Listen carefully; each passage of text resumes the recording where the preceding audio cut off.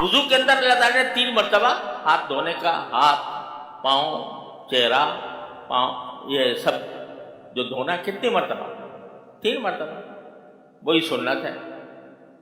اب اگر کوئی آدمی کہے یار 3 مرتبہ سے میں 4 مرتبہ دھو لوں، 5 مرتبہ دھو لوں، تو یہ چوتھے 5ویں مرتبہ جو دھوئے گا، یہ نہ صرف یہ کہ سنت نہیں ہوگا، گناہ ہونے کا بھی اندیشہ ہے، کیونکہ حدیث میں رسول کریم صلی اللہ علیہ وسلم نے فرمایا کہ فمن زاد علی ھذا اب ازداد فقد اساء وتعدى وظلم، جو 3 مرتبہ سے زیادہ دھوئے اپنے عضو کو وضو کے اندر، اس نے برا کیا، اس نے زیادتی کی، اس نے ظلم کیا۔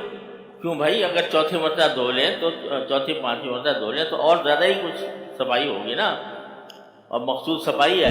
جو لوگ حکمتیں بیان کرتے ہیں کہ وضو کی حکمت یہ ہے کہ بھائی صفائی ہوتی ہے، ٹھیک ہے حکمت ہوتی ہے، لیکن اسی وقت ہوتی ہے جب اللہ تعالیٰ کے حکم کے مطابق چل رہا ہو بندہ۔ اپنی طرف سے اضافہ کر دیا، 3 کے بجائے 4 یا 5 مرتبہ، تو اتنے الفاظ استعمال کیے، قد اساء وتعدى وظلم، اس نے برا کیا، زیادتی کی، ظلم کیا۔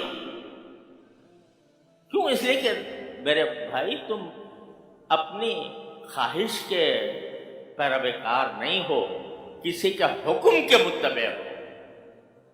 جب تک اس کا حکم ہے، جو حکم ہے جس وقت ہے، اسی کے اوپر عمل کرنا ہے دین، اور اپنی طرف سے اضافہ کر لینا یہ دین نہیں ہے۔ یہ انسان کو اللہ بچائے رفتہ رفتہ بدعت تک لے جاتا ہے، اور کل بدعت ضلالہ، اور ہر بدعت گمراہی۔